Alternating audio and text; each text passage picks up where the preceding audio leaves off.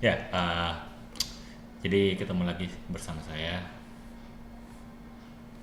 Muhammad Sofyan Firmansyah, tuton bahasa Inggris untuk Universitas Terbuka. Jadi di tutorial sesi ke-1 ini kita akan membahas terkait dengan bahasa Inggris formal dan informal. Kalau formal itu biasanya diketahuinya dengan resmi ya, informal tidak resmi. Nah, di sini kapan sih kita menggunakan bahasa Inggris yang formal atau resmi dan kapan menggunakan bahasa Inggris yang informal atau casual atau tidak resmi? Pertama kita harus melihat situasi dan kondisinya. Ketika kita rapat, kita harus pakai yang formal. Kalau kita lagi dalam situasi kayak dinner, ngobrol santai, itu kita bisa ngobrol menggunakan informal. Oke, informal dengan teman, keluarga, rekan kerja yang sudah kenal bisa digunakan. Tapi tetap melihat situasinya ya. Kalau dengan rekan kerja tapi situasinya sedang ada rapat, meeting, kita harus pakai yang formal. Oke. Bahasa informal juga bisa digunakan pada saat kita berkirim pesan uh, baik online atau tertulis itu ke teman atau keluarga kita. Tetapi ketika suratnya terkait dengan surat yang berkaitan dengan bisnis, berkaitan dengan pekerjaan, itu kita harus menggunakan bahasa yang formal. Ada bahasa perbedaan bahasa formal dan tidak formal. Dan bahasa yang tidak formal ini biasanya bisa diketahui dengan beberapa ciri-ciri. Pertama penyingkatan, itu ada does not jadi doesn't, will not jadi won't, terus banyak lagi. Terus ada kata-kata populer atau kita kenalnya slang, but this is not a group band ya. Slang itu adalah kata-kata populer. Kayak I'm not, itu ain. Terus ada WhatsApp, oke, ada you all, y'all itu bacanya sebenarnya you all gitu kan.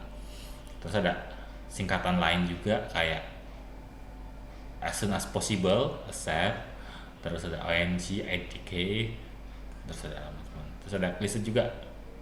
Klise itu kayak kita menggunakan suatu pengandaian gitu kan. Time will tell, at the end of the day, in a nutshell gitu. Itu bahasa tidak formal. Terus ada colloquialism kayak don't chicken out, I wasn't born yesterday, sebagainya. Itu kayak kalau don't chicken out itu jangan jadi pengecut kamu, jangan takut dong gitu. Nah, tapi diumpamakan menjadi sebuah chicken kayak gitu. Nah, ini contoh bahasa yang tidak formal ya, informal atau casual. Terus topik-topik percakapan juga ketika kita ngobrol sama teman baik yang sudah kenal atau tidak kenal, kita baik menggunakan bahasa formal atau informal, kita paling aman gitu ya, safe-nya gitu. Amannya kita ngomongin cuaca, hobi, peliharaan, pets, itu, makanan, minuman dan sebagainya itu. Dan hindarilah gitu kan, kadang ada temen yang datang langsung ngomong isu-isu kontroversial, terus terkait nanyain hal-hal yang bersifat personal ya, pribadi, agama, berat badan, usia, status menikah, gaji. Kayak kalau kita tahu dia status menikahnya masih single ya nggak usah gimana-gimana juga gitu. Kita lebih baik kita tarik topik yang aman tuh. Nah, ini ada soal latihan mungkin bisa nanti dicoba itu. Yang ada di atas itu bisa diikutkan kemana, apakah penyingkatan, apakah slang, apakah singkatan atau klise atau colloquialism. Oke. Nah sekarang kalau formal sama kayak tadi, tapi kita lihat formal itu kalau di sini bicara pada atasan sedang wawancara, melakukan negosiasi bisnis atau apapun sama konferensi, itu formal. Nah, kita itu pakai need, want, nggak boleh, tidak boleh disingkat ya. Ejaan harus ditulis lengkap. Penggunaan tanda baca, titik koma juga ada, harus ada. Itu formal. Ngomong secara formal juga harus jelas artikulasinya. Nih, hindari penyingkatan, klise, slang, kolokvialisme. Hindari banget itu.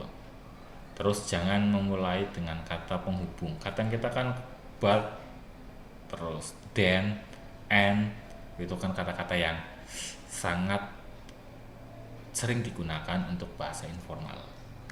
Oke. Sekarang kalau bahasa formal berarti topik-topiknya yang kita gunakan harus topik-topik serius nih.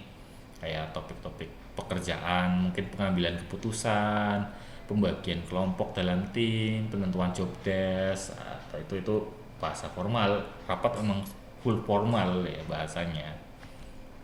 Nah, ini perbedaan casual, bahasa informal dan bahasa formal. Dilihat dulu teman-teman bisa ngeliat ada penggunaan idiom. Kalau informal kita pakai idiom, kata-katanya dipendekin, terus pakai slang ya gitu. Kalau formal lebih terjaga dan sopan, menghindari slang atau pembendekan kata kerja atau apapun yang bikin yang ada di informal itu tidak boleh ada di formal gitu.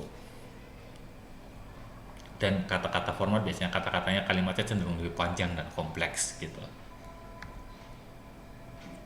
Nah ya, ada latihan dibagi dua, apakah kata-kata ini akan jadi informal atau formal, itu aja.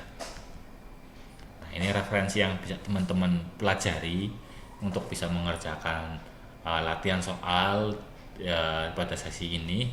Ini bisa dilihat di sini, juga bisa membuka modul atau buku handout yang diberikan oleh Universitas Terbuka.